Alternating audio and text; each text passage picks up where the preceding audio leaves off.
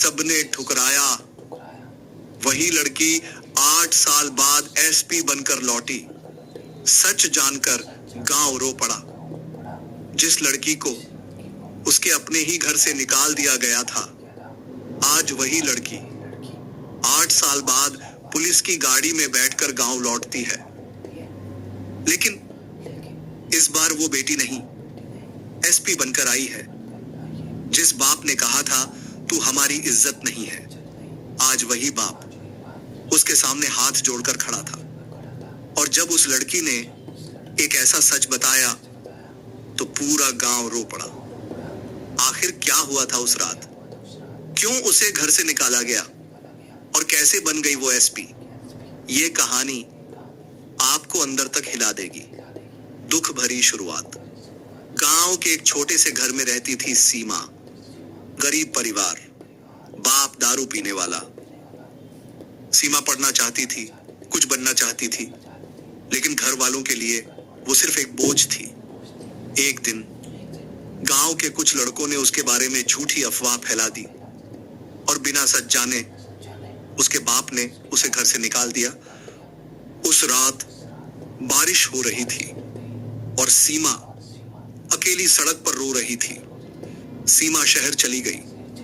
वहां उसने लोगों के घरों में काम किया। दिन में काम, रात में पढ़ाई। कई बार भूखी सोई। लोगों ने ताने मारे, तू कुछ नहीं कर पाएगी, लेकिन उसने हार नहीं मानी। एक दिन उसने ठान लिया, अब मैं कुछ बड़ा बनकर ही दिखाऊंगी। सीमा ने मेहनत शुरू कर दी। दिन रात पढ़ाई और एक दिन उसका चयन पुलिस अधिकारी एसपी के लिए हो गया। जिस लड़की को घर से निकाला गया था, आज वो पूरे जिले की जिम्मेदारी संभाल रही थी।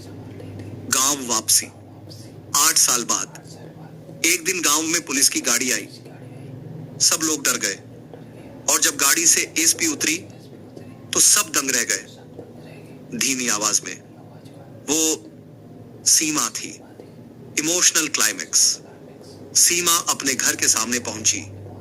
उसका बाप कांप रहा था। वो बोला, बेटी मुझे माफ कर दे।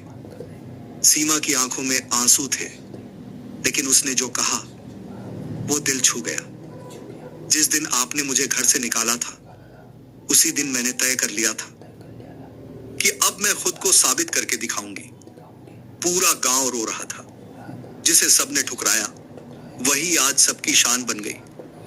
कभी भी किसी को उसकी हालत देखकर मत आंको, क्योंकि वक्त बदलते देर नहीं लगती। अगर आपको भी लगता है कि मेहनत सब बदल सकती है, तो वीडियो को लाइक करो और ऐसे ही दिल छू लेने वाली कहानियों के लिए फॉलो जरूर करना। तो गैस आपको क्या लगता है, क्या सीमा के बाप ने सही किया और क्या उसके गांव वालों ने भी सीमा के साथ सही किया? उसे घर से निकालना किसी के कहने पर। सीमा का बाप एक नंबर का शराबी था और सीमा को पढ़ने लिखने नहीं देता था। ठोकरे खाती थी सीमा, इधर उधर घरों में बर्तनें मांजती थी। फिर भी उसके बाप ने उसको लोगों के कहने पर घर से निकाल दिया। पर सीमा ने हार नहीं मानी। वह शुरू से ही बहुत गरीब थी, बेबसी में जी रही थी और उसका बाप एक नंबर का शराबी था।